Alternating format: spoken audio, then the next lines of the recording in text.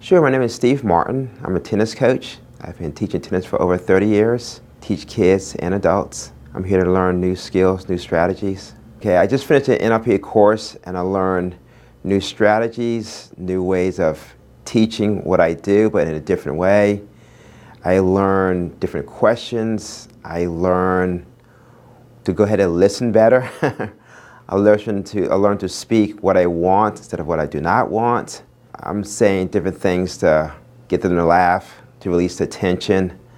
I'm saying different words which gets their attention right away.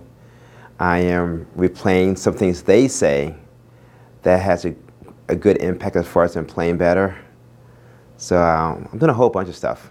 I'm just playing around with it and just having fun with it. I see myself asking questions and just listening for the answer.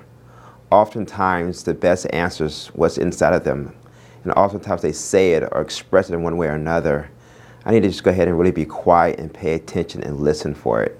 And once I hear it and pick it up, just replay it for them and go with that and just go ahead and run with it.